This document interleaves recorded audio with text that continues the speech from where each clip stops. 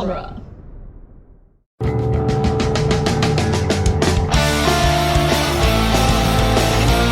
In the world of Hollywood, movies get greenlit and redlit. They get remade and rebooted. But we are the Ideal. I'm Sam Gasch, and you are listening to Ideal Remake. Thank you for listening to Ideal Remake. We take movies that either have been, will be, or should be remade and talk about what the ideal version of that remake would be. This is a dark day for Ideal Remake. The signs have appeared again. The evil has returned. Only one chosen guest has the power to remake this movie.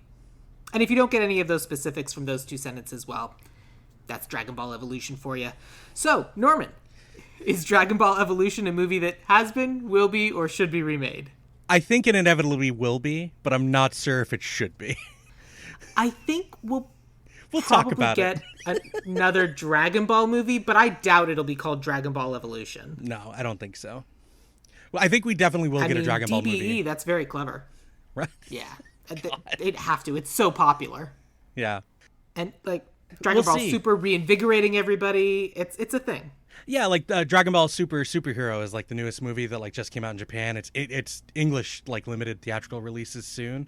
We'll see how it does, but I imagine with the success of like things like Demon Slayer recently, even at the American box office, if Dragon Ball Superheroes does well, then it might get Hollywood interested in trying this again. Didn't I guess 3-4 years ago was Dragon Ball the Broly movie came out. Yeah. Dragon Ball Super Broly, which is apparently canon, so now there's a canon Broly or whatever. Yeah. Broly was decent. Dragon Ball Super Broly was pretty fine. Decent. It absolutely had its moments, and then it absolutely did not. Real highs and lows in that one. That's Dragon Ball Super. Yeah.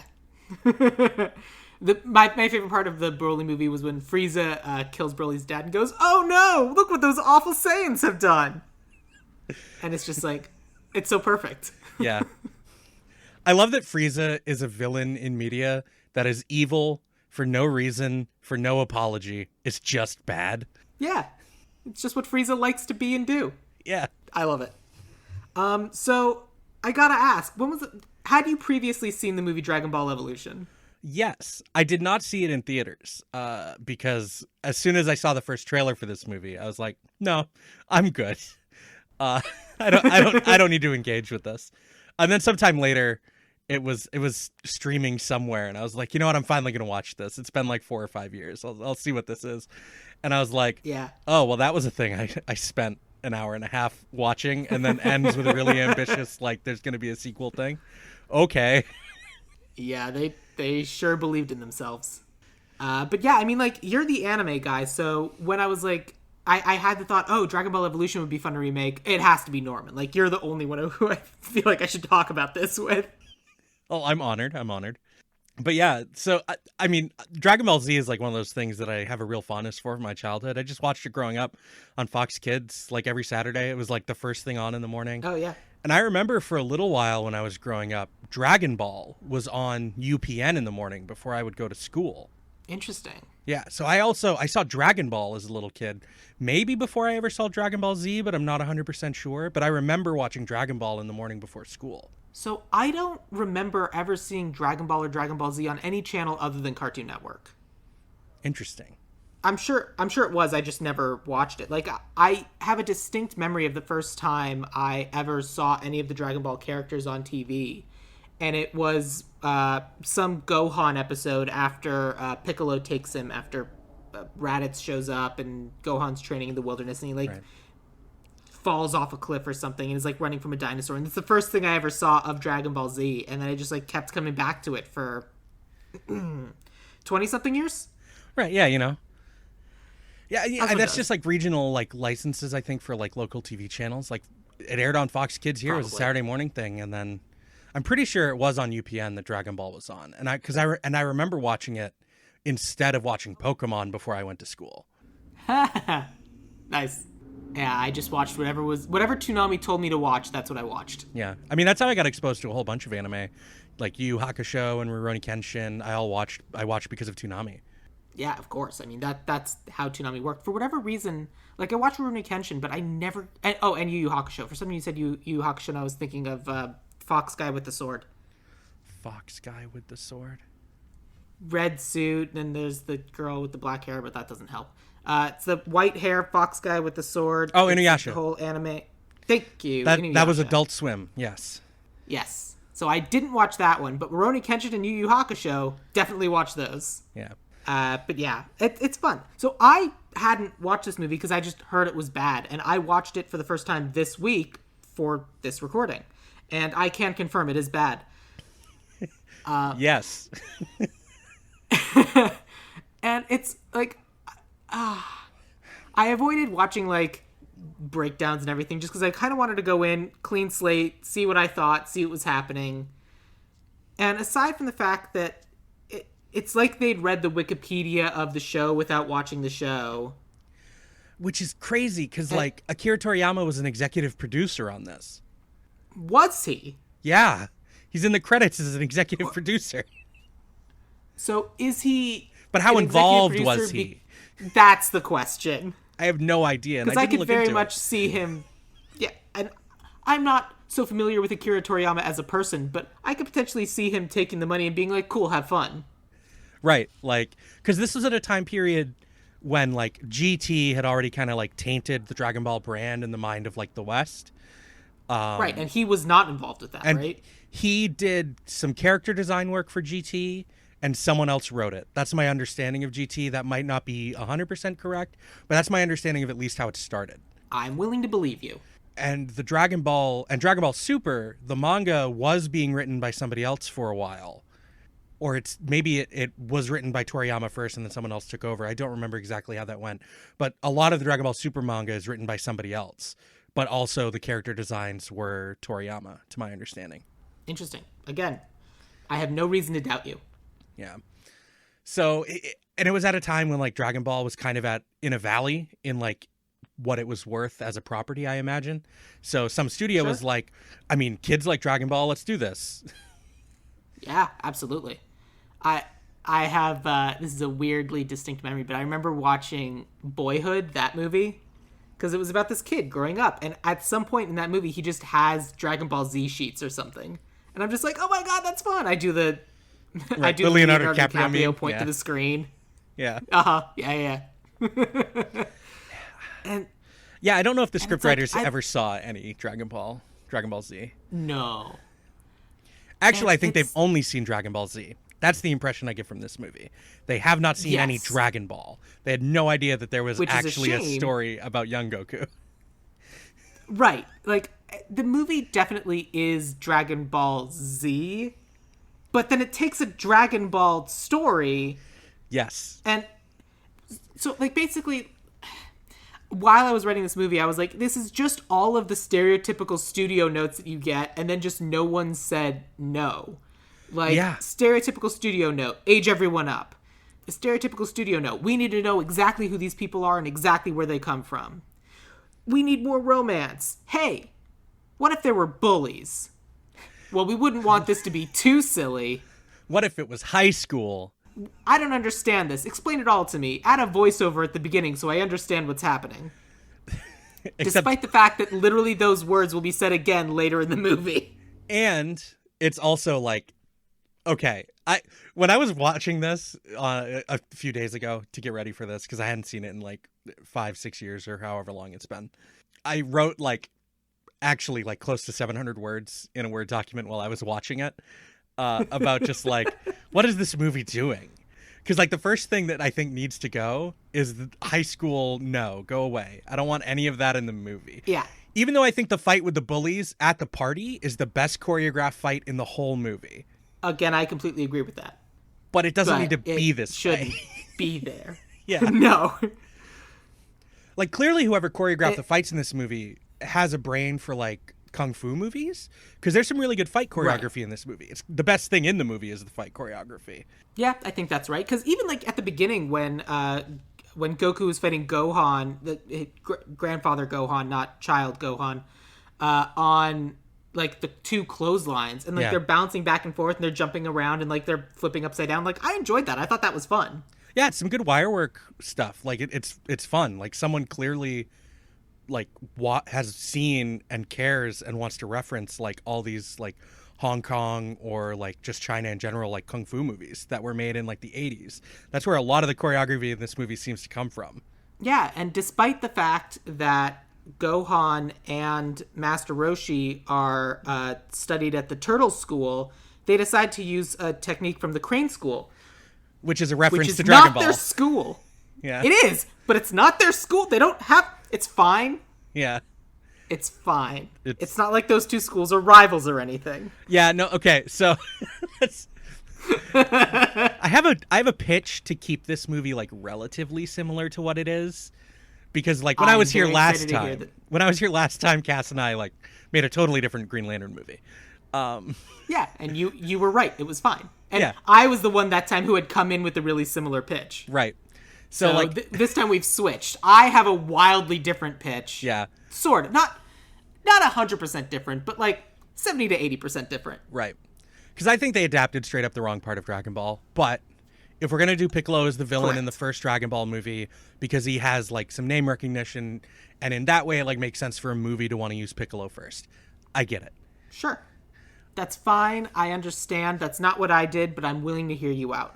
Before we dive into that, though, let's quickly just do a brief, hey, Goku's this chosen one kid who has all these special powers and is trained but doesn't have any friends. So he goes to school and meets some friends.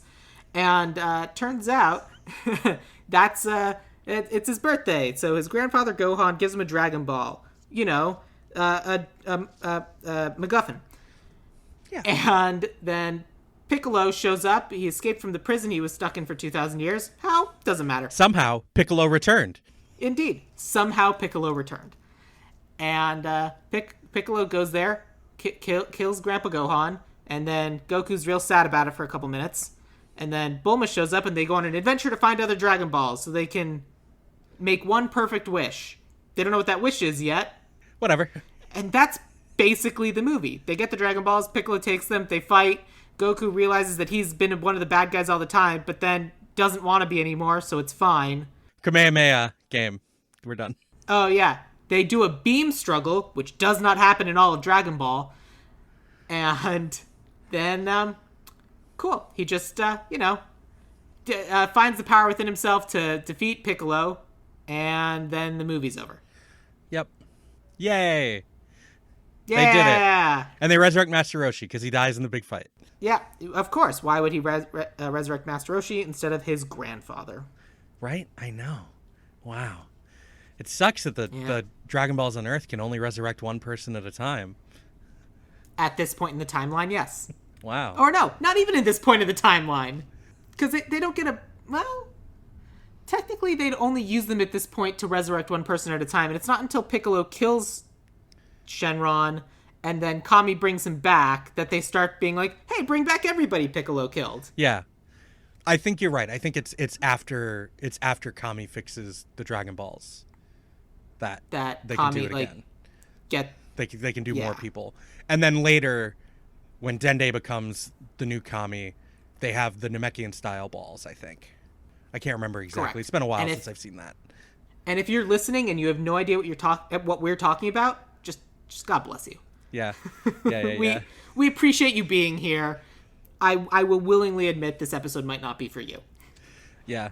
So this is let's dig deep in Dragon Ball lore. Norman, tell me what you had in mind to really dig into the Dragon Ball story.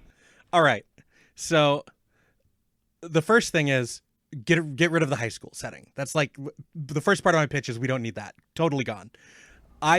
Completely agree. Despite the fact that Chi-Chi, the love interest, for some reason is there, but yes. I don't even think Chi-Chi should be in this movie. Actually, if I was just totally adapting it in a way separate from wanting to kind of cleave closer to this movie, I would agree. Chi-Chi shouldn't be a part of this part of the story. But Chi-Chi and we'll get to that in my pitch, so I apologize. Okay. So, but Jamie Chung is really charming in this movie. I think she's actually the most charming actor in the movie. Oh, she's so good.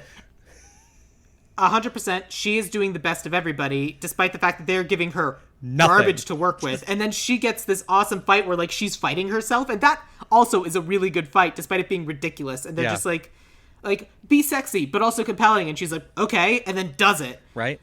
It's like, good for I you. will agree. She is the best performer in this movie. Yeah. Her and Chow Yun-fat, like... Oh, no. I'm a sucker for him. It's fine. So we get rid of the high school thing. We just jettison that. And if we're going to do Piccolo as the first bad guy, I think the movie needs to open with him getting out, even if it's just as like a cute reference for people of like just some sniveling idiot, you know, Emperor Pilaf accidentally finding this thing and releasing this big giant evil man. Because then that explains how Mai is in the movie, which is just weird. Yeah. Yep. It sure is. If there's no Emperor Pilaf, there shouldn't be any Mai. We'll just deal with that later. We're good. That is correct. Some like I can't remember the name of the fox guy. Shu. Shu. I looked it up, which will be relevant when I talk about my story. Good. But yeah, no, like Piccolo has some like hot Asian follower ladies for some reason. Like he has Mai, and then he has the lady at the end who like brings like him tea in bed, and it's like I don't understand what either of you are doing. I think that's just supposed to be like a villager that found him at the end. I also get that it's like James Marsters. Yeah. But no. Okay. So Spike is cool and all, but no. Yeah. So like that's the first big change. The second big change that I think should happen to this movie, because I think having Piccolo kill Grandpa Gohan, I think robs Goku of like one of his more interesting potential character arcs if we're going to readapt Dragon Ball, which is, you know, that he's accidentally responsible for the death of his grandfather in the source material. And he doesn't know that because he can't remember anything he's ever done when he turns into a giant ape monster. Yep. So, or in this movie, a 6 foot, 7 foot tall ape monster. Right, instead of like a 10-story giant monkey. I don't think Grandpa Gohan should be in this movie because I think what's more interesting about Goku at the beginning of Dragon Ball is we don't know where he came from. And we just learn more about this guy, this kid, through the lens of Bulma's perspective. I want Goku and Bulma to meet in pretty much the same way they do in the Dragon Ball manga, which is Bulma already has a radar looking for the Dragon Balls and just finds Goku living by himself out in the woods. Yeah. That is exactly how I want this movie to like open and have them introduced. And I think that you save the Grandpa Gohan, like what happened to him and like the greater part of his story for later. And I'll get there too. And then I think most of this movie should be like the road trip looking for the Dragon Balls thing, the adventure part of Dragon Ball. But in the background, you have Piccolo, who's also looking for the Dragon Balls. And they kind of don't cross paths for a little while. So you get this fun like road trip stuff. You still get to meet Yamcha. You still like have Goku like wanting to get stronger after the first encounter with Piccolo. So he seeks out Master Roshi. So you can still have Master Roshi in this movie. I'm not sure whether or not I would want to find a way to put Krillin in this first movie, but if not, I have a way to put him into a second one. Yeah. So you do the road trip thing. You can have a scene of like Goku tearing through a military base of like the Red Ribbon Army, just as like random bad guys holding a Dragon Ball, so that people that know are like doing the Leonardo DiCaprio point at the screen thing. But Bulma can also be like, who the hell is this kid? As he just like tears through like people in power armor and robots. And like just takes the Dragon Ball and they leave. Like you can just have fun with it for like the road trip part of the movie. And then you can do like they run into Piccolo, they have a big fight, they separate. And part of the road trip, if you want to keep Chi-Chi in the movie, can be like pretty similar to how he meets Chi-Chi in the manga. Like her dad still like the Mountain King, because we shouldn't do like the modern time period, the Ox King. We shouldn't do the modern time period thing either. Let Dragon Ball be like this weird anachronistic like fantasy thing. Like that's like the weirdest thing about this movie, and I think its biggest weakness is that it's trying to be like a modern like toned down retelling of Dragon Ball with like these like modern studio sensibilities, and it's like afraid to be an anime adaptation. Yeah, and it just doesn't work, and it never has. The only time that's ever worked is like that first X-Men movie. Yeah. And then it quickly just went off and like did crazy shenanigans. Right. I mean, but in the first X-Men movie, you have the two enormous pillars of talent in Patrick Stewart and Ian McKellen that just make the entire movie have more gravitas than anyone thought it would. Absolutely, yes. And we don't have that here. We do not. But I think we could. I think we could have if this was just a little different. Because by trying to be like this modern, like 2000 story, I think it just robs Dragon Ball of a lot of its charm. because like the story is like kind of inherently whimsical and a little anachronistic and weird. So yeah, you can have like Chi-Chi and her father like still doing their thing and like guarding a Dragon Ball, and you can have Goku and Chi-Chi fight, and he can win, but it can be close, and he gets the Dragon Ball from her dad, and that's how they meet, and that's their meet cute, because that's what it is in the manga. And then later she can show up, you know, at a Budokai tournament and be like, Goku, do you remember me? And he's like, what? No. And then from there, it's tale as old as time. Yeah, of course. So you can still do that, and I think it still works like in the confines of like this kind of being like a countdown to an impending like big standoff with Piccolo over the Dragon Balls. You have the big fight with Piccolo. You have Roshi teach Goku the Kamehameha like in the sidelines of the movie. So we can see some of that stuff. You have the big fight with Piccolo. Goku wins. I would love it if it's in the same way as in the manga, but if Goku is not a child, and I think it's harder to cast a child in a movie like this, then it would be way more gruesome and might not work as well when he like flies through his chest as a full-grown adult. But like you do the thing where Piccolo dies and spits out an egg, and Goku's like, what the hell was that? But then we just like don't dwell on it. I was genuinely expecting that to happen in this movie, because I was like, it's the first movie and he just did the thing. There's got to be this moment where like Piccolo, because they even have Piccolo make minions in this movie, and they just like a crazy contraption machine like drains his blood and they turn into monsters. But those monsters are immediately killed and thrown into lava. They barely killed Krillin at all. Right? I know. Come on. So you could even have Chi-Chi be the person who mentions a tournament the way that she does in this movie.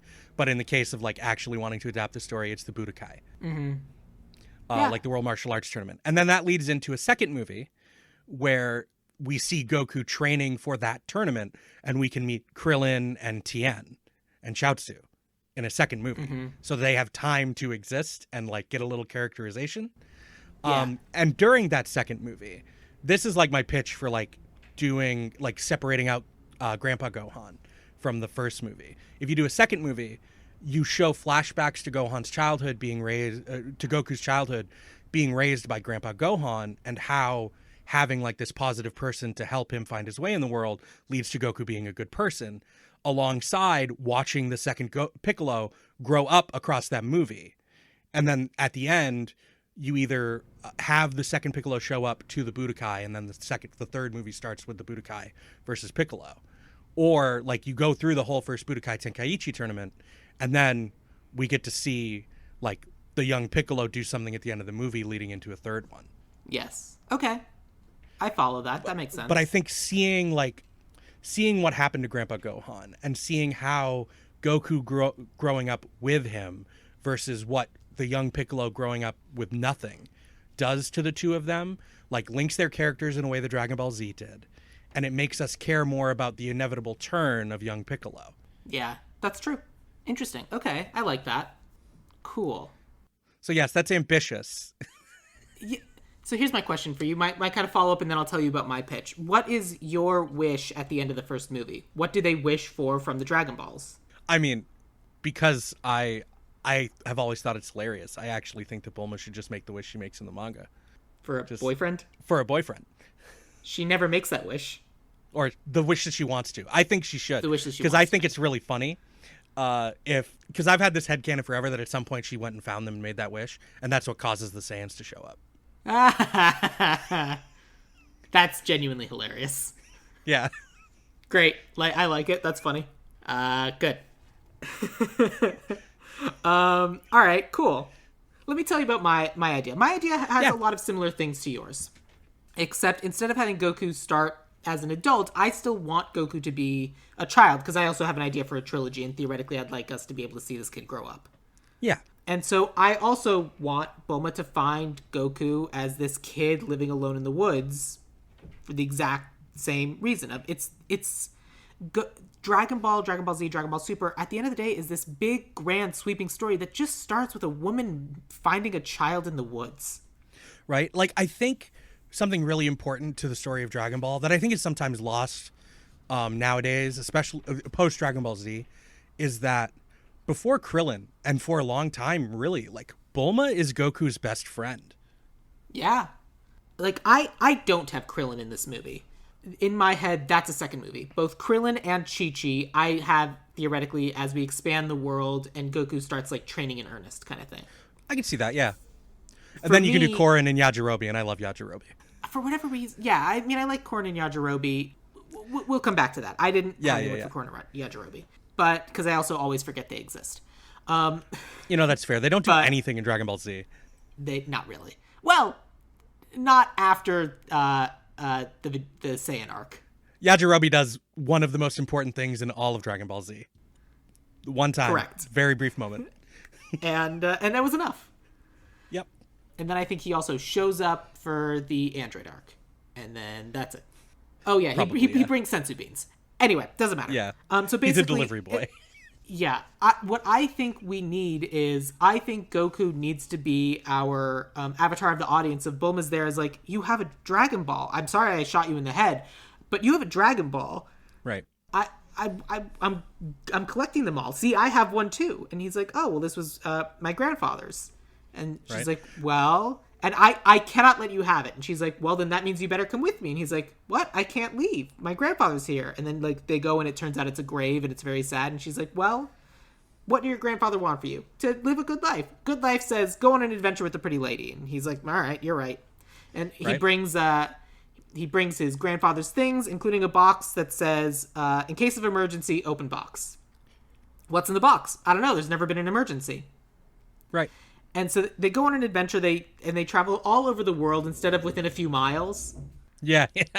And like Bulma has a plane. In my head, to make it a little bit more modern, she's like Steve Jobs' kid.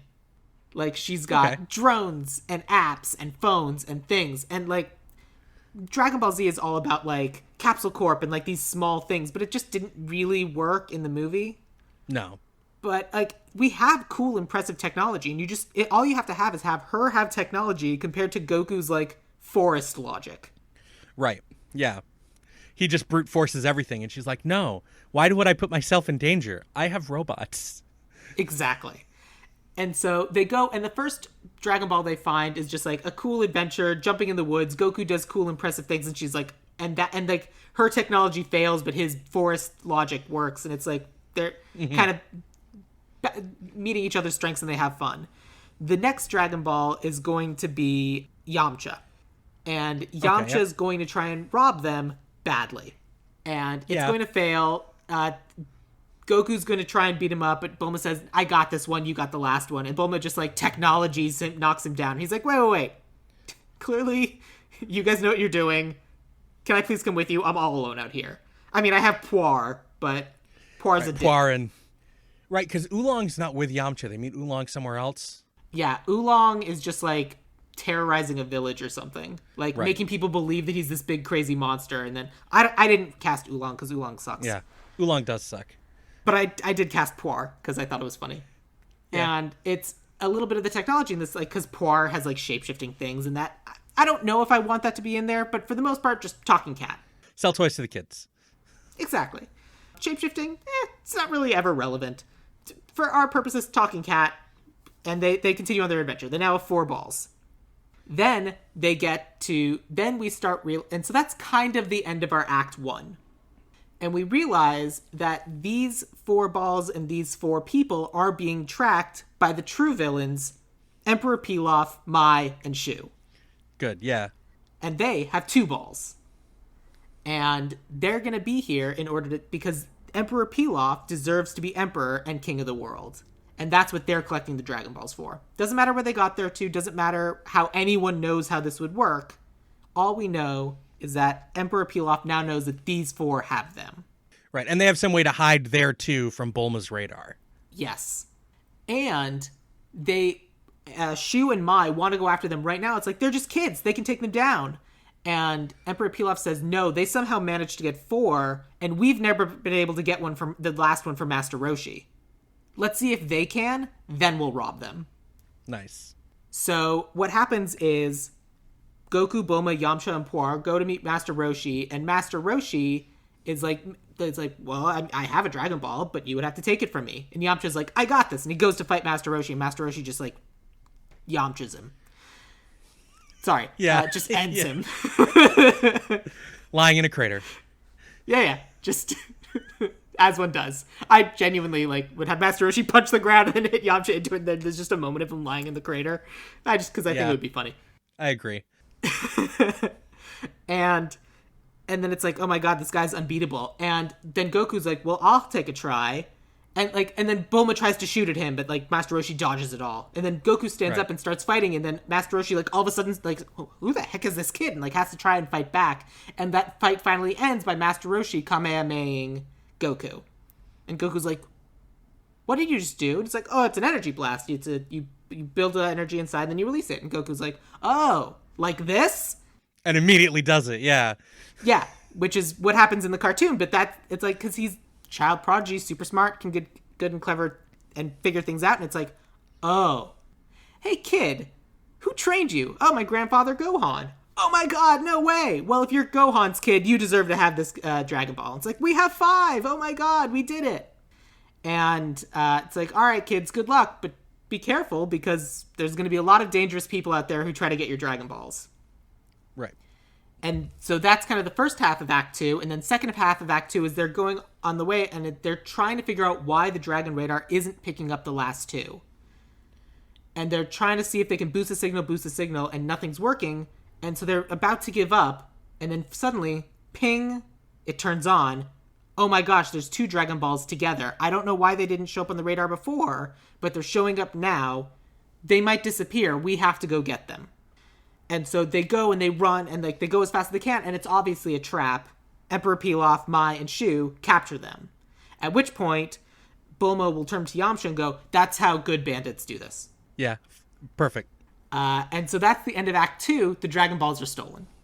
And so now Emperor Pilaf, Mai, and Shu have all 7, sort of.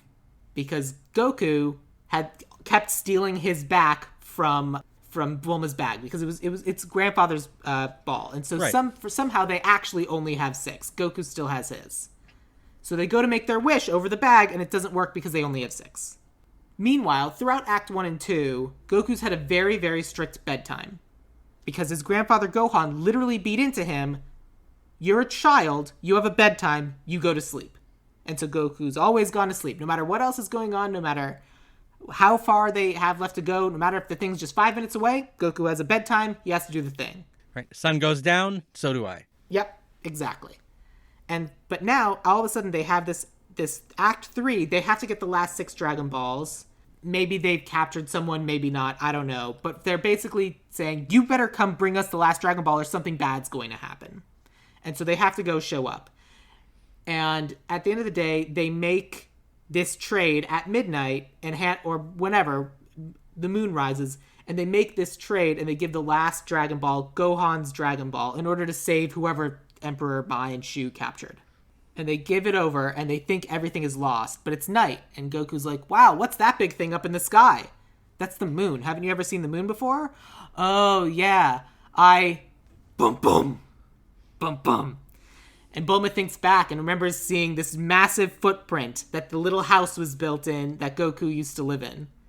And all of a sudden, Goku, this kid with a tail, because I want him to have the tail in this movie. Yes, he needs to have a tail. Giant monster. He needs to have a tail. Rules are rules. And everything explodes off of him, including the box that said, open in case of emergency. And Goku, giant Ozaru Goku, just starts wrecking everything. And they're like, well, if this isn't an emergency, I don't know what is. And they open it, and it kind of expands into a pole or a sword or something, and with a note that says, in case of emergency, remove tail. And it's just an image of the monkey with the little sever cut over the tail. It says, in case of emergency, cut this off. And they're like, Who's gonna get close enough to do that? That's the thing. Yamcha has to do it. Because Yamcha has failed throughout the movie, and now all of a sudden, he's the only one that can do it. Bulma's guns and technology aren't going to work. They need old school someone who's willing to risk everything in order to save everybody, and it's going to have to be Yamcha. And so Yamcha does it. He gets very hurt, but he does it. And he cuts off the tail. But now all of a sudden, they have it. They got the Dragon Balls. And they're worried that Emperor Pilaf is coming and they need to make their wish. Otherwise, Emperor Pilaf is like big and scary and will take the Dragon Balls back from them. And so they summon the dragon and they're about to make their big wish to be rich and powerful or famous or get a boyfriend or whatever they want. And Goku suddenly wakes up and goes, "Oh man, I wish we had a big feast. I'm so hungry." Poof. And that's the wish. Nice. And then resolution is, okay, you're out of control. We have to go send you to get trained. So Goku's going to go get training at Turtle School. And I would make that with Krillin, but I would also make Chi-Chi one of the students as well. Oh, okay. Yeah, I can see that. Yeah. That would be the second movie. And the second movie is training, but then Piccolo shows up. And it's Roshi is training them to take over for him because Roshi's going to go sacrifice himself to take care of Piccolo. And then finally the third movie is the tournament arc. Okay, yeah. Yeah, and if you're doing Piccolo the tournament comes arc, back. yeah, if you're doing the tournament arc with young Piccolo, like one of the things I think is that you have to do Kami. Yes. Which means that like you have to figure out a way to do that and like devote time to doing that. And You do. does that mean that you still do is- Korin and Yajirobe? Does that mean that you just like skip Korin, Yajirobe, and Popo? I think Kami is the teaser at the end of the credits of the second movie. Goku's defeated King Piccolo and believes King Piccolo's dead, other than that weird thing he spit up at the end of the movie. But at the end of the credits, Goku's somewhere, and in steps King Piccolo. And it's like, oh my god, Piccolo, I can't, I Right. stopped you. How did this happen? And he's like, whoa, I'm not Piccolo, I'm Kami. But if I'm still around, that means Piccolo's not dead either. And then we see in the distance, boom, egg hatch, baby Piccolo. Right. So, and then the third movie is just, not necessarily Crane School, but definitely young Piccolo, but also Tien and Chaozu, and like, they're the little mini boss, and like Piccolo like trying to recruit them, and like they're Piccolo's henchmen, and then Goku defeats them because they're not willing to go quite as far as Piccolo is. Yeah. And that's kind of third movie. And Kami possesses the businessman to go fight in the tournament. Of course, and gets just wrecked. Right. But yeah, that's kind of what I had in mind. It is similar to what you suggested. I think it's important for Goku to be young. Yeah. So I was thinking about that, and like honestly, it's mostly because I was like, I have no idea who to cast as a young Goku. I don't even know where to begin to try to cast like someone that could believably be like an 8-year-old. So like, if you cast an actor that believably could be, and we're used to suspending our disbelief in this regard, like 16, 17, and then you just do like a 5 to 10 year time jump into the next movie, and then we can see like young Piccolo grow up across 10 years into the body of an adult, and that's fine because he's not human. He's not even like Namekians are basically plant people. Right. They're like weird plant bugs. It's weird. Right. I thought I was a demon. No, you're a plant guy. And I also think it's important because that's kind of built into the nature of movie making, of we get to see these people grow up. And that's kind of the joy of it. Yeah, I can see that. In my head, young Goku is like an Asian Archie Yates. Okay. Archie Yates is the new Home Alone kid. He's the friend from something Rabbit. Doesn't matter. The Taika Waititi Nazi movie. Oh, Jojo Rabbit. I haven't seen that yet. Thank you. Yeah, it's very good. I highly recommend it. Archie Yates is fantastic in it, but literally like that kind of energy, but in like a young kid that can like punch stuff, fully on board. And that's what we would pay casting lots of money to find. Theoretically. Right. You got to find this kid. Yeah, but basically, like, that's kind of the idea I had in mind to kind of make this movie and, like, kind of build up this world, because we have this really sweet story. Like, the first movie is just an adventure movie. They're going on an adventure to find the things. Yeah. And the second movie is when, like, you realize this world is larger and bigger threats loom than, like, Emperor Pilaf, Mai, and Shu, who will be in the subsequent movies, but will be less and less and less a threat as the movies progress, because bigger threats keep coming along and they keep being like, okay, we see that you're busy, we'll be over here. Yeah. They're the Team Rocket of Dragon Ball. They are absolutely the Team Rocket of Dragon Ball, and like Team Rocket in the first season of Pokemon is a genuine threat. Yeah. And then Like, they become they're scary. useless in the face of greater threats. Yeah, they're there to fulfill the algorithm of meet new Pokemon. Team Rocket steal new Pokemon. Friendship. Yay. Yay, we did it. And we can see that happen. Like, as our characters get more powerful, like the Emperor Pilaf gang gets kind of less powerful. I don't know. Yeah, it's like a benchmark. It's like this weird little thing to just like keep in mind as you watch them grow. I dig that. I like that. I mean, like that's the purpose they serve in the narrative anyway. Yeah. And so if you're okay with it, that kind of was my pitch. And obviously, like, yeah, I like your idea. That is certainly a better and closer. That is probably a better remake of Dragon Ball Evolution. And mine would just kind of be Dragon Ball the movie. Right. Which, like, personally I'm more interested in. I just wanted to try to, like, come up with a pitch that was closer to the movie after last time I was here. You did a great job. And I tried to come up with, like, a closer pitch to the source material because of last time. Right. I like what you did last time. Yeah. I had fun with that. Can I talk real quickly about stuff that I actually liked in this movie? Like, of course. Overall. Please. Tell me your 3 things you liked. It's a little more than 3. I've already kind of talked about some of them. Okay, great. I think that Jamie Chung is great in this movie, despite having nothing to work with.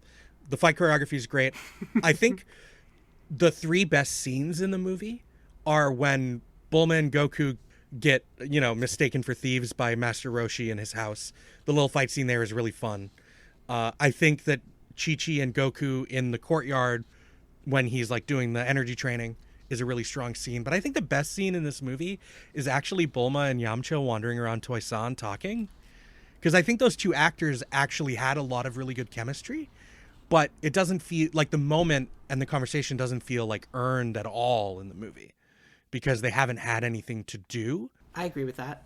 And they don't give Yamcha really anything to play with. They don't really give either of them really anything to play with. They're just kind of there because the fans would demand it. Right. And then, like, some stuff... And then I think that Chow Yun-fat's energy as Master Roshi is, like, almost there. It's not quite, but there are times where I think it's, like, pretty much perfect to, like, who Master Roshi is in the source material. Yamcha is just, like, turning a little too far, bro. Yeah, very much so, yes. Bulma doesn't feel like Bulma. Not at all. Chi-Chi is just basically a brand new character. But that's fine because Chi-Chi doesn't have a ton of characterization in Dragon Ball. And it gets a little bit better when she comes back for the tournament. Well, she has Chi-Chi's one defining characteristic that we learned in Dragon Ball. She's rich. It's true. She's rich. And she likes Goku. And he's an idiot. Yeah. Correct. Although in this movie, she's clearly just attracted to power because she's like with the bully for some reason. And it's like, oh, you're stronger than the bully. I'm into you. Right? What's this? And she likes strong guys. Nobody around stronger than Goku. Exactly. Best there is. Goku is kind of like mischaracterized from the bottom up. I think it's the worst part of this movie for me. Yeah. And I don't necessarily fault the actor. I don't think that he did as bad a job, like, as people potentially make out. Like, I thought he did as good with the material as he possibly could have. I think he's trying to be playful. He's trying to be fun. Occasionally, there's Chow Yun-fat making a ridiculous, like, ha ha ha, I'm Master Roshi, ha ha ha ha, Gohan's dead. Ah.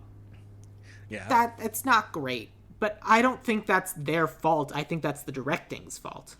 Yeah, I think... This movie's biggest weakness is the tone. It has no control over the tone, and it's trying to match the tone of movies that came out at this time that were popular, rather than trying to be its own thing. Yeah, I agree with that. I do feel like it was...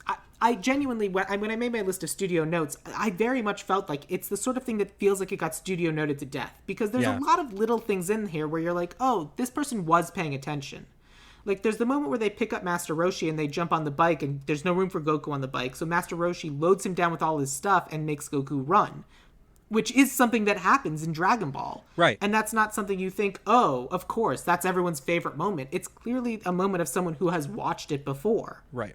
And it's just trying to sneak in all these things. It doesn't play as well now because, like, the trope is super tired.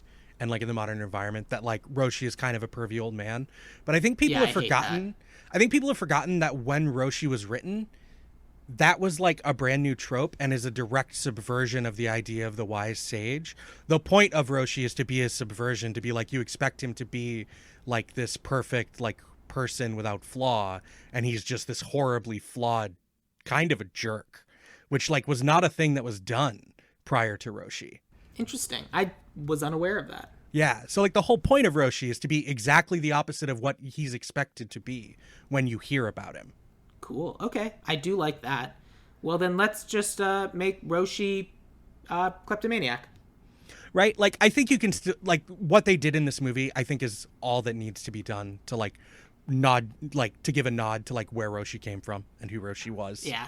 I think it's it. I think it's fair. just the right amount. It's fine. Like finding the magazine when he's going through stuff, like the moment on the bike when they're about to leave. I think that's all you need to do. That's fine. I think I agree with you. I think that's fair. What other moments did you like? I do like James Marsters in this movie most of the time. Just in general, I think he's got a really good villain vibe. But I think that like because he's such a strong actor working with like weaker material, that it just doesn't quite work when he's playing off anybody else in a scene. Yes.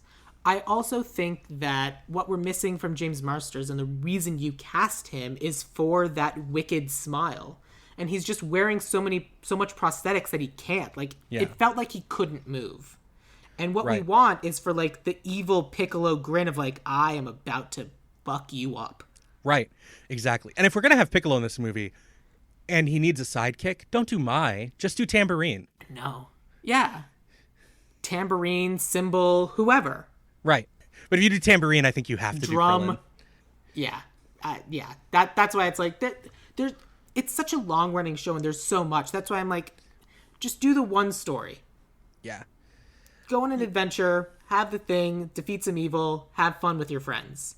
Second story of more friends, but also more evil. Right, and like more tension with some of these friends because like Tien needs to be characterized as a near equal to Goku when we first meet him. I think it's really important, I think, if you're adapting Tien, that's something he needs to feel like an actual threat to Goku so that their fight like has real stakes and drama to it when you watch them in the tournament. Absolutely. Yeah. And then of course in the version that I pitched, Tien would have to be the Act 1 loss, but it's a really close loss, and Goku is hurt. Yeah. Because, like, one of the interesting things about Dragon Ball, and it's something that I'd forgotten until pretty recently because I was watching, like, a retrospective from a creator on YouTube called Totally Not Mark, just, like, talking about the story of Dragon Ball. Totally Not Mark is great. Goku doesn't win the tournament in Dragon Ball, ever. Nope. He loses. No, he wins the last one. He wins the last one against Piccolo, but like he just barely. But like he doesn't beat Tien. Nope. He doesn't beat Tien. He doesn't beat Master Roshi. Right. He loses twice. And they're both times where like in the narrative, as you're watching it, it feels like he should win, like he's already earned it. And then he just barely loses. And it happens twice. Yeah. I think that if we're doing a tournament arc for supposed movie 3, I think you're right. And I think it would have to be Piccolo wins and Goku loses. And Goku's like, oh, that's all you wanted? You just wanted me to apologize for killing your dad? I'm sorry. Man, you're a really good fighter. We should do this again. Jumps out of the ring. What are you doing? Right. You win. I'll come back and I'll beat you next time. Right, because Goku wins, but he's more hurt than Piccolo when he beats Piccolo. Yeah, like Piccolo, like, mouth lasered him through the stomach. Yeah. Yeah. I think for our version, Goku doesn't win the tournament. But yeah. Because you got to see somewhere for him to go. Exactly. And then, so that's like original trilogy, and then a second trilogy would be the Z trilogy. Right. And then you do Raditz and Vegeta are movie 1. And you split Frieza into 2 movies. Correct. And each of those movies is only 5 minutes. Right. In universe, but they take 90 minutes for us. Correct. Yeah. I mean, if not longer. Because you can't do the Ginyu Force and Frieza in the same 90-minute movie. I'm sorry. It's not going to happen. No. I mean... And I love the Ginyu Force. They're so dumb. The first movie would just be them... Yeah, I love the Ginyu Force. But the first movie of that second trilogy would just be them having to travel in space. Well, like, you also spend the first movie mostly, like, the first of the Frieza movies, mostly without Goku. And that's when you begin your turn with Vegeta, Krillin, and Gohan working together. That's what you do in the first part of the Frieza movie. I would potentially change that of something else. I don't know. Yeah. That's a separate conversation that we can have another time. Like, but if you're going to do Vegeta, you got to do the work in a movie for him. Like, so that his turn doesn't feel like... absolutely. His turn is so dragged out in the series that it works, but in a movie, you have to, like, condense a lot of this. Yeah, for a second trilogy, a Z trilogy, Vegeta is the villain in the first one. He's still evil in the second one, and he doesn't really turn around until the middle of the third one, Right. sort of. He sacrifices himself to Frieza to stop him from also killing Gohan as Goku is about to show up. That's what you do with Vegeta in the third movie. Yeah, what I would do with Vegeta is make him care about, oh my god, there are other Saiyans. Right, and that's why he saves Gohan. Is like, that's the next generation of Saiyans. I can't let anything happen to him. Yes. Good. You know, the thing that's never said out loud in the actual series, but is really important. Right. And it's pretty clear it's like this weird background motivation for Vegeta as you get to know him. Yeah. He doesn't ever actually want anything bad to happen to Gohan or Trunks because he does recognize that, like, the Saiyan race is dead except for these people. Yeah. And then you're not a prince. You're just some Right. guy. It's just you. Standing on a corner telling people to... Also, shouldn't you be king? I've always wondered that, but I don't know the rules. It's the Disney princess thing. I guess it's also like because he didn't personally defeat his father, he never became king. Right. Deep Maybe lore, those are the deep rules. cuts. Yeah, of course, absolutely. But anyway, let's talk about casting. Let's talk about casting. I don't think either of us had someone for Goku. Oh no, you have a more adult Goku. I have a more adult Goku. And, like, this is the thing I saw online, like, that was, like, relatively common as an idea. So I went and found some clips to, like, see who this guy was. And it's Ki-Hung Lee. And I think he's got really good, like, playful energy. He was in The Maze Runner. He plays Dong in Kimmy Schmidt. Okay. I vaguely recognize him. I think he looks young enough, but also, like, could put on the muscle to, like, look like a nice toned, like, mid-teens Goku. I mean, how old do you think he is? I think he's around 30. He's 35, yeah. He's 35. Yeah. But I think, like, you can make someone that looks that, like, you can make someone look younger and, like, believable. Be like, we're used to saying that people in their 30s are teenagers or around 30 are teenagers, like, when we watch movies. We'll get over Fair it. enough. Yeah. Because then you can do a time jump and just, like, make a second movie and be like, it's like 10 years later. Yay. He's like, now he's supposed to be, like, 28. Yeah. And we'll just, like, do the thing. And that's fine. But as far as the child Goku, I literally have no idea. Yeah, I also don't either. We would just have to find them. It would have to be and introducing. Right. We'd have to find a child Goku. If we're doing your version, we don't need a Chi-Chi. But if I was going to cast a Chi-Chi, like, more in line of, like, the age of, like, the post time jump that I'm thinking of, it'd be, like, someone like Gemma Chan. Fair enough. Yeah, that makes sense. So for Bulma, and I think this still works with the idea of, like, if you're doing a child Goku or if you're going to make them all, like, a little older, because I loved her in Runaways, is Lyrica Akano. Oh, yeah, of course. She's great. And I think she'd be a good Bulma. I think she'd be fun. She played Nico. Yes. Cool. So for my cast, I did not just Asian people, obviously not just white people. And so for this Bulma in particular, because she's like daughter of a tech billionaire and a lot of those dudes are white, I went with a white lady. And I went with Catherine Newton. She's in Big Little Lies. She's in The Society. I know her from Detective Pikachu. And I remember thinking when she was in Detective Pikachu, oh, that lady's got some Bulma energy. That sounds fun. Yeah. Peppy, fun, doing the thing, like there to tell a story. The worst part about Detective Pikachu was how they treated Catherine Newton, because like I was watching one time with some friends within the last couple of years, and I was just like, all of her lines are just exposition. That's it. That's all she says. But she's doing a good job, and I had to watch the movie 2-3 times in order to realize, oh, that's her only job. Right. Just here to tell you the plot and tell you what you need to know. But if it's delivered well, you don't notice. Exactly. But I think she's a good actress, and I think she's fun, which is what you want in a Bulma. Yeah, definitely. I agree. My Yamcha, is, was Lab Rats on Disney or Nickelodeon? I don't remember. I don't know. He's like did like kind of superhero stuff as a kid. He was in something called Pants on Fire. He's in this new Hollywood Stargirl movie. He's this young kid called Tyrell Jackson Williams. I don't know. I just thought Yamcha would be fun if it was a black kid. Have some like be fun, and like I know Dragon Ball Z in particular is very popular in the black community, and I think that there has to be something that kind of like represents that. Like, yeah, you deserve to have a place in Dragon Ball Z also, instead of being just like Mr. Blue or whatever he was in the Red Ribbon Army, and God forbid Mr. Popo. Yeah. The less said about that, the better. Yeah, and especially with the version of Dragon Ball that I'm pitching, Yamcha gets to be the hero. Yeah, I mean, that's really fun. Yeah, gets to go from being the joke to the guy with the sword. And so that's who I thought would be fun for Yamcha. Who did you have for Yamcha? Manny Jacinto. Manny Jacinto's so goddamn great. Right? Like, I've only seen him in The Good Place, and I was like, take this and just like kind of tweak this a little bit with like kind of the version of Yamcha that was in this movie, and I'm like, I'd be more into this.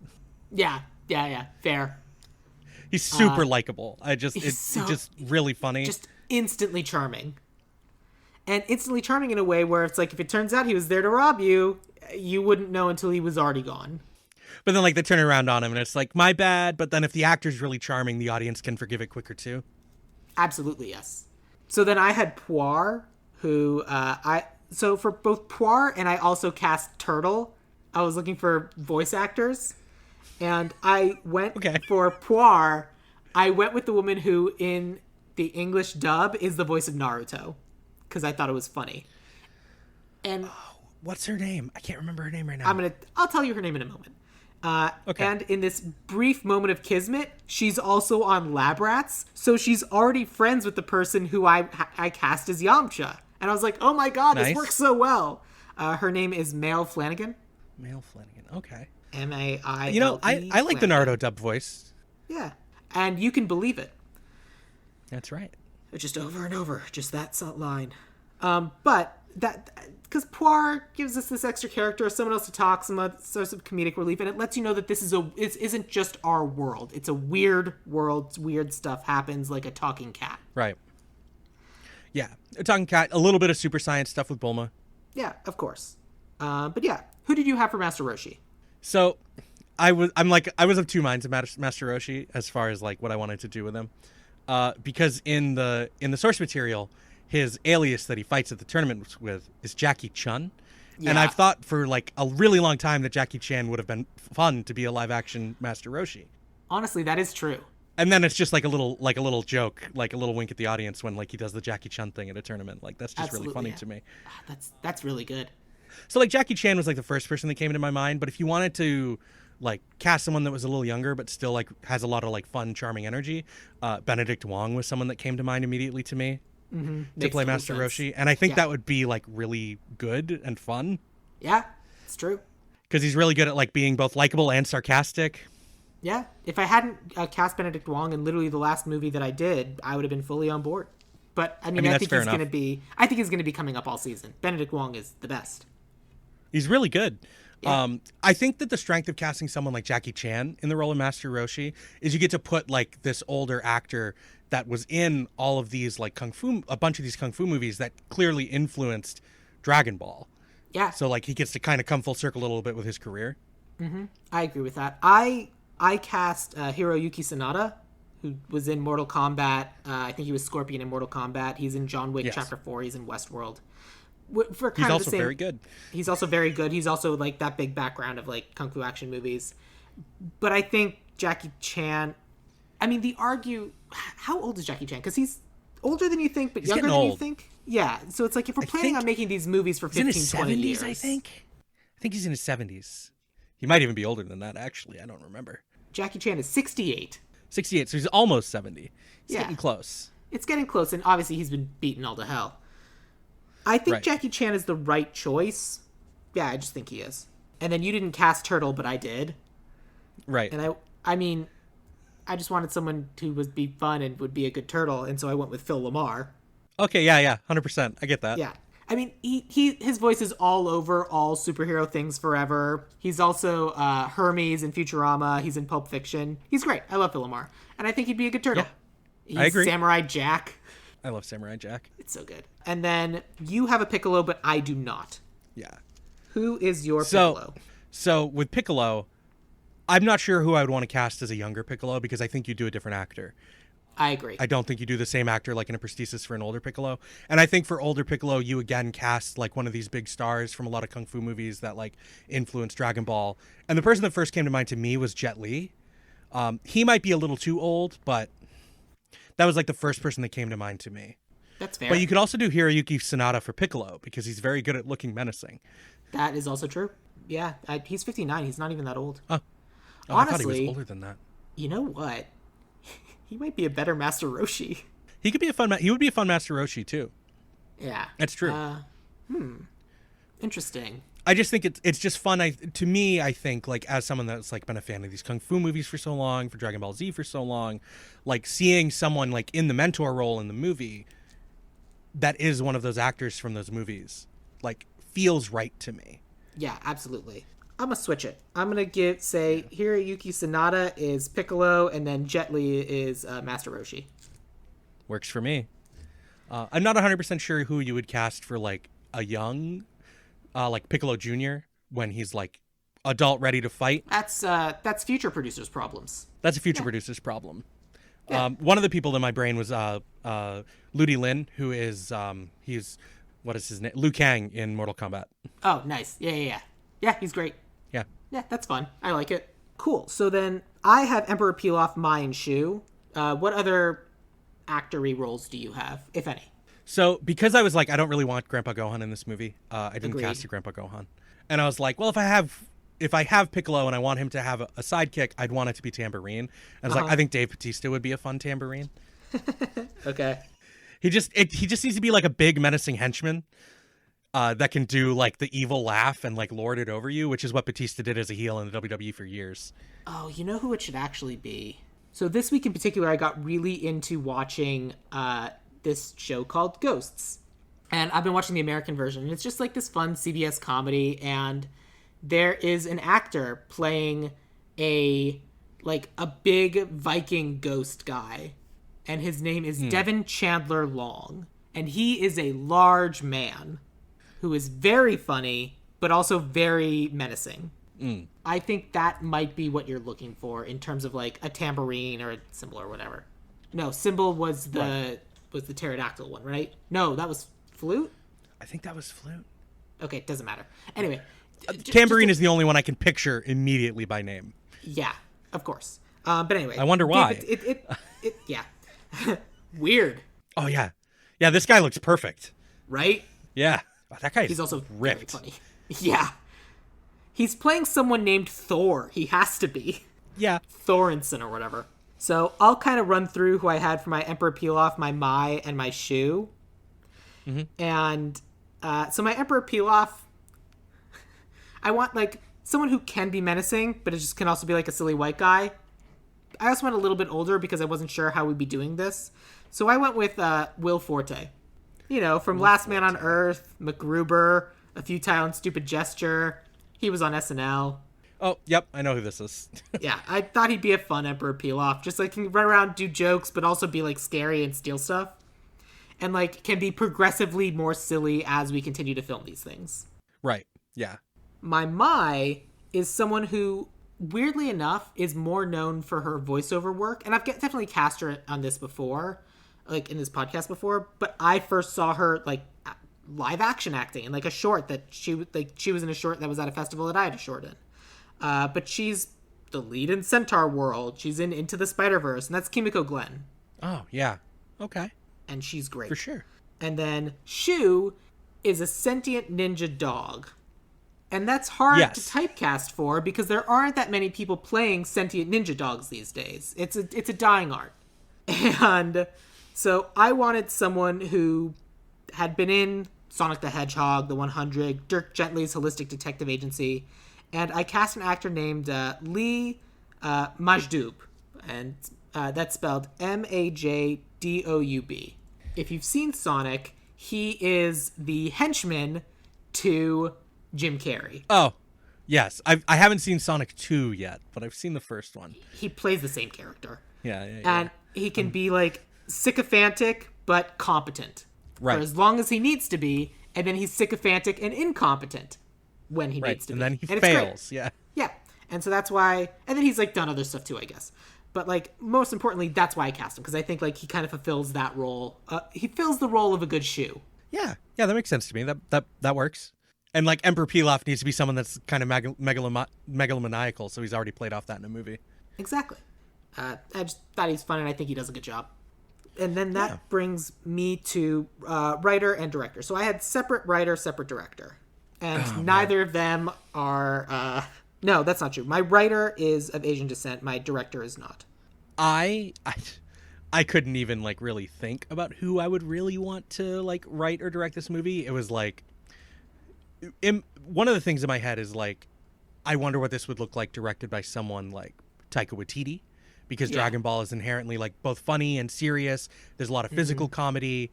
Like, I think Taika Waititi would be a fun director for a Dragon Ball movie, and I think he would get the tone right. I think so. But as far as a writer, I don't like, that's something that I have like kind of no idea about who I would want to write this movie. So my writer she's the writer of Raya and the Last Dragon, which, the story of a young person teaming up with a magical creature to travel the world looking to collect all the pieces in order to get a thing. And also there's a dragon. And then she also wrote Crazy Rich Asians. She wrote Rain. And I feel like, if nothing else, she's certainly aware of this as a property and can be like connected to this in ways that I might not necessarily understand. And she has written adventure movies before, and she can do a good job. Right. And maybe she'd give Bulma something to do. Yeah, that'd be nice. Other than name them like Dyson spheres and then be like, oh, they're Dragon Balls? I immediately forget everything I've said. Right. What's We're that? Just gonna go Someone with else is doing something? Just going to go along with it. I don't know. I think she'd be able to write a good Bulma and give us a good story, and I think she'd do a good job. Yeah. Because like Bulma is the one that gets us from point A to B at the very beginning of Dragon Ball, and I think you should maintain that and make it more clear that like this is her show for like the first half of the movie. Yeah, for the entire first arc, it's Bulma's, like, Bulma is the driving force behind the story. It's not until Goku legitimately learns the difference between right and wrong that he's like, oh, I guess I should go help people. Right. Yeah. Like, it's legitimately Bulma's quest that, like, gets Goku to be a hero. Like, this is all because of Bulma. Bulma's quest to find a boyfriend is what made the hero of the Earth. Yeah, like, honestly, the Earth would have been blown up if Bulma didn't want a boyfriend, because Goku would still just be living in the woods somewhere eating fish. Right. And never would have trained to the point where he could have beat the Saiyans when they showed up. Exactly. Yeah, yes. And then my director is a guy who has the director's name is Sean Levy, one of the two.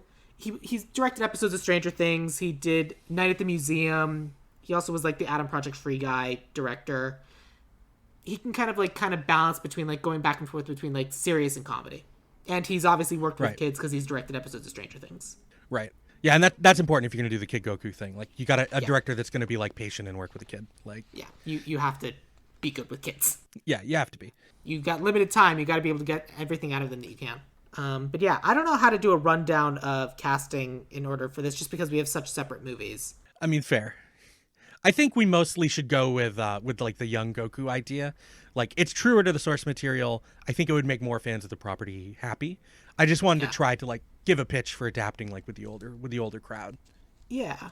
So I also don't necessarily think we should call it Dragon Ball Evolution. I would just call it the Dragon Ball movie. Yeah, it should just be called Dragon Ball. There's no reason it can't be. Dragon Ball, first star. Then you have Dragon Ball, second star. Dragon Ball. It doesn't even have to be like written. It can just be Dragon Ball and then a star at the end. Like, that's all you have to do. Or Dragon Ball and the O in Dragon has 1 star in it, and then the second one has 2 stars in it. The third one has 3 stars. I mean, obviously, right now it's just Dragon Ball 1, 2, and 3, and that's fine. But like in the poster, you just do it with the stars and the ball. Yeah, exactly. Yeah, you can give them subtitles if you want, but I don't think you need to. I don't think you need to. I think you're right. So, Dragon Ball. Goku, we'll find them. We need to do a big search to find this kid because the movie doesn't work until we find the kid. If we can't find the kid, can't make a movie. But once we find the kid, we're making a movie. Our Bulma, was that Ki Hong Lee? I don't remember who you had for your Bulma. My Bulma was Lyrica Okano. Yeah, from Runaways. Or Catherine Newton. Yamcha, that's Ki Hong Lee versus Tyrell Jackson Williams. Chi-Chi would have been Gemma Chan if Chi-Chi was in this movie and that age. Puar will be Male Flanagan. Master Roshi will be Jet Li. Piccolo, if Piccolo's in this movie, will be Hiroyuki Sanada. Piccolo is Hiroyuki Sanada. Master Roshi is Jet Li. Turtle will be Phil Lamar. Tambourine will be Devin Chandler Long. And then Dave Bautista can be Drum. Sure, yeah. And then Emperor Pilaf will be Will Forte. Kimiko Glenn is Mai. Shu will be played by Lee Majdoub. All of this will be written by Adele Lim. And then if it's kids, directed by Sean Levy. If it's just kind of like, hey, it's a fun one-off movie, that's a Taika Waititi movie. Yeah. And that's piecing it all together as best I can. Dragon Ball the movie. Dragon Ball the movie. We two things we can do. We'll figure it out. Yeah. It depends how much creative control we have. If we have creative control, we'll do it with a kid. If we don't, it'll have to be an adult. Right. It'll have to be. But Don't that's Dragon Ball the movie. Norman, thank you so much for remaking this with me. Yeah, this was fun. It's not like Dragon Ball's like not my favorite thing now, but it's like kind of the reason I got into anime as I grew up is because I saw Dragon Ball as a kid. So yeah, I mean, I was same. very happy to do this. It was a fun, weird nostalgia trip of realizing how angry I could get when someone did something wrong from a property I've known about for 25 years. Right? It's like, don't I have to be like 40 to have this reaction to something? What's going on?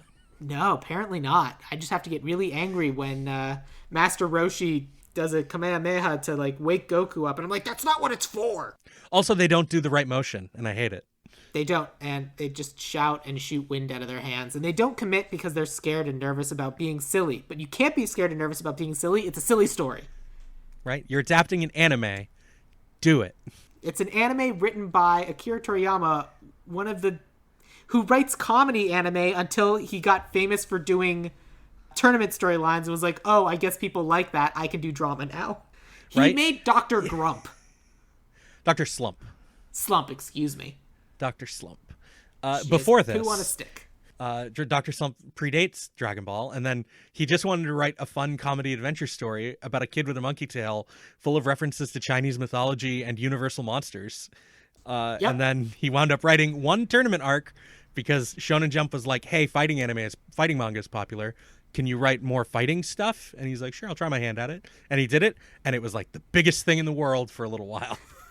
Goku is like as recognizable as Superman. And I don't know how many people nowadays have ever actually even seen Dragon Ball Z, but they can see a picture of Goku and be like, that's Goku. I know who that is. Yep, that's true.